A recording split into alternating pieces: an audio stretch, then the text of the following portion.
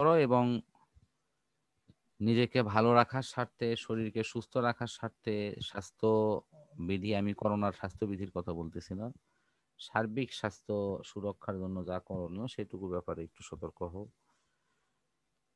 আল্লাহ তো অসুখ দেওয়ার মালিক, ভালো করারও মালিক, কিন্তু আমাদের হাতে প্রচেষ্টা যেটুকু দিয়েছে সেটুকু কাজে লাগাও, যাতে দীর্ঘদিন ভালো থাকা যায়, সুস্থ থাকা যায়। বাকিটা আল্লাহর ইচ্ছা। তো আমরা মনে হয় এই এখানে যেটা আছে হুইস্টন ব্রিজ নীতি আছে, তো হুইস্টন ব্রিজ নীতিতে এখানে একটা ছবি দেওয়া আছে, বিশেষ করে এই যে 2 নম্বরে দেখো, এখানে তো দেওয়া আছে বাস্তব ছবি, আর এটা দেওয়া আছে হলো একটা ড্রয়িং ছবি, এবং ড্রয়িং ছবির উপরে তোমার প্রয়োজনীয় রোধ সংযোগ দিয়ে ওই মাঝখানে দেখো একটা গ্যালভানোমিটার সেটিং করা আছে। গ্যালভানোমিটারের দেখানো হচ্ছে যে বিক্ষেপটা মাঝখানে একদম 0 বরাবর আছে। 0 বরাবর থাকার অর্থ হচ্ছে এর মধ্য দিয়ে কোনো প্রবাহ হবে না। তো তুমি খেয়াল করো যে সংযোগটা কিভাবে দেওয়া আছে। এ বি সি ডি হলো সংযোগ, মানে এটা হলো স্কোয়ার সিস্টেম। ভালো করে দেখো, এ বি সি ডি বিন্দুগুলো খুঁজে পাচ্ছ কি? এটাকে একটু দেখা যাচ্ছে না, বাট এটা কিন্তু আছে ওখানে, দেখো শুরুতেই আছে এ, তারপরে বি, তারপরে সি, তারপরে ডি। খুঁজে পাইছো কি? জি স্যার। আমি একটু মার্ক করে দিচ্ছি, এই জায়গাতে আছে হলো এ, যেটা, তারপরে বি, তারপরে সি, তারপরে হলো ডি। তো এই যে 4টা বিন্দুতে কানেকশন দেওয়া হয়েছে, আর এ এবং সির মাঝখানে একটা সংযোগ দিয়ে তার মাঝখানে গ্যালভানোমিটার সেটিং করা আছে। ব্যাটারির সংযোগ দেওয়া হয়েছে বি এবং হলো ডির সাথে। তো বি বিন্দুতে ব্যাটারিতে সংযোগ আসার পর সেটি 2 ভাগে ভাগ হয়ে যাচ্ছে। ভালো করে দেখো, সেটি 2 ভাগে ভাগ হচ্ছে, এর একটা হলো I1, একটা হলো I2। জি। আর ডি বিন্দুতে আসে, এখানেও 2টা ভাগ আছে, I3 এবং হলো I4। ওকে, তো কোনো জি একটা স্যার। পজিশনে, কোনো একটা নির্দিষ্ট পজিশনে গিয়ে দেখা গেল যে এখানকার বিক্ষেপ শূন্য, অর্থাৎ মাঝখানে যে গ্যালভানোমিটারটা সেটিং করা হয়েছে এর বিক্ষেপ শূন্য। বিক্ষেপ শূন্য হওয়ার অর্থ হচ্ছে এ এবং সি এই 2 বিন্দুর বিভব শূন্য একই হবে। এই 2 বিন্দুর মধ্যে বিভব এক হওয়ার অর্থ হচ্ছে বিভব পার্থক্য হবে শূন্য। তো বিভব পার্থক্য শূন্য হলে ওহমের সূত্র বলতেছে এখানে কোনো তড়িৎ প্রবাহ হবে না। জি। তাহলে যেহেতু তড়িৎ প্রবাহ হবে না, ওহমের সূত্রের থিম এটাই আমাদের বলতেছে, সেই কারণের জন্য তখন আমরা এখানে একটা সূত্র মেনে চলবে। সেই সূত্রটা কি সেটি আমি লিখে দিচ্ছি।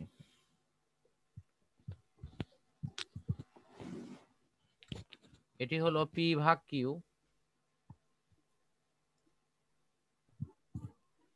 পি ভাগ কিউ ইজ ইকুয়াল টু আর ভাগ এস।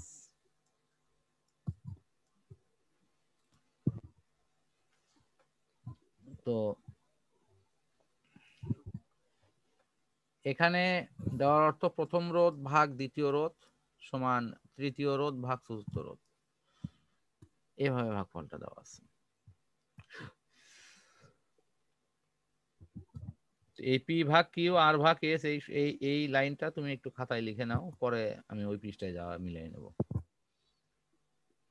আচ্ছা স্যার।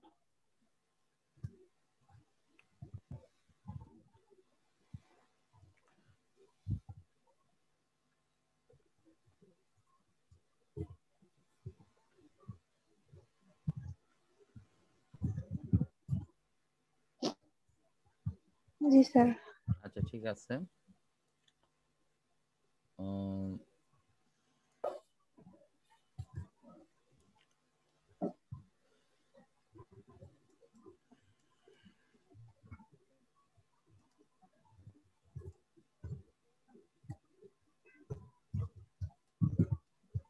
স্যার আপনার স্টুডেন্টরা মেডিকেলে চান্স পাইছে বা আপনার স্টুডেন্টের মধ্যে কেউ? উম, এই যে চতুর্থ রোধ দেওয়া আছে, এই যে তোমার এস, এই এসটাকে যদি স্টেবল না হয়, অর্থাৎ এই পি ভাগ কিউ ইকুয়াল টু আর ভাগ এস, এই এস এর মানটা যা হওয়া দরকার, মনে করো এস এর মান, এখানে এস এর যে মান বের হলো সেই মানটা হলো তোমার 5 ওহম। এই যে 5 ওহম বের হলো, এই 5 ওহম রোধ কিন্তু তোমার ওই অঙ্কে দেওয়া আছে হয়তো 4 ওহম। তাহলে এখন তুমি কি লিখবা, যে এই 4 ওহমের সাথে আরো 1 ওহম রোধ যদি আমি শ্রেণীতে সংযুক্ত করি, তাহলে আমার এই হুইস্টন ব্রিজের এই সিস্টেমটা সাম্য অবস্থানে আসবে এবং এটি কাজ করবে। তাহলে রোধ কম হলে কি করব, প্রয়োজনীয় রোধ সিরিজের সংযোগ করব। এটা একটা নিয়ম, বুঝতে পারলে কি আমার কথাটা? এখন যদি কোনো কারণে দেখো যে এস এর মান এই জায়গাতেই তোমার 10 এসে গেছে, লাগবে হলো 5, এসে গেছে 10, তাহলে এই রোধ কমানোর কিন্তু একটা নিয়ম আছে। রোধ বাড়ানোর নিয়ম হলো সিরিজে রোধ যোগ করা, কিন্তু কমানোর নিয়ম হলো সমান্তরালে রোধ যোগ করা। তার মানে এটার সাথে তুমি যদি সমান্তরালে যদি রোধ যোগ করো, তাহলে রোধের মান কিন্তু কমে যাবে। তাহলে এই 10-এর সাথে তুমি যদি সমান্তরালে আরো 10 রোধ যোগ করো, তাহলে কত হয় দেখো, সমান্তরালে 10 রোধ দুটো যোগ করলে 1/10 যোগ কত, 1/10। সমান্তরালের সিস্টেম জানো তো, 1/p ইজিক্যাল 1 হলো আর, 1/rp ইজিক্যাল টু, তাহলে এখন তুমি বলো rp সমান কি হবে ডাইরেক্ট? স্যার আপনার কথার পরে পরে আপনার স্ক্রিন নোট দিছে তাই। আচ্ছা, rp সমান হবে একবারে উল্টে দিলেন, হ্যাঁ হ্যাঁ হ্যাঁ, একবারে শুধু উল্টে 10 হচ্ছে না, 10। 10/2 হবে। আচ্ছা আচ্ছা, 10/2। তুমি দরকার করে দেখো, এটাই আসবে 5 আসবে রেজাল্ট।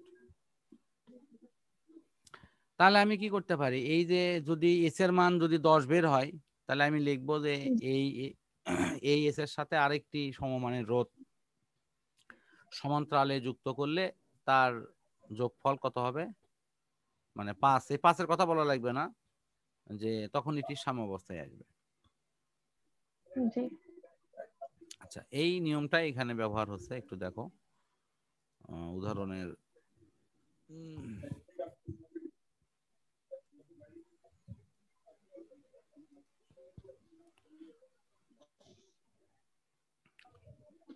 একটি হুইস্টন ব্রিজের 4 বাহুতে যথাক্রমে এই রোধগুলো দেওয়া আছে। তাহলে চতুর্থ বাহুর রোধ কি, ওই যে 30, এটাই করলে সেই এস। জি খুব স্যার। সূক্ষ্মভাবে বোঝো, একটা বুঝলে এই রকম অঙ্ক 10টা আসুক 20টা আসুক সব পারবা ইনশাল্লাহ। এটা চতুর্থ বাহুর রোধ, এটাই সেই চতুর্থ বাহুর রোধ। আমার যত ঝামেলা এই চতুর্থ বাহুকে নিয়ে, এই দেখো চতুর্থ বাহুকে নিয়ে। তাহলে এখন তুমি দেখো তো, এখানে দরকার, এখানে কি 30 ওহম দরকার, কিন্তু এখানে এখানে কত আছে, 18।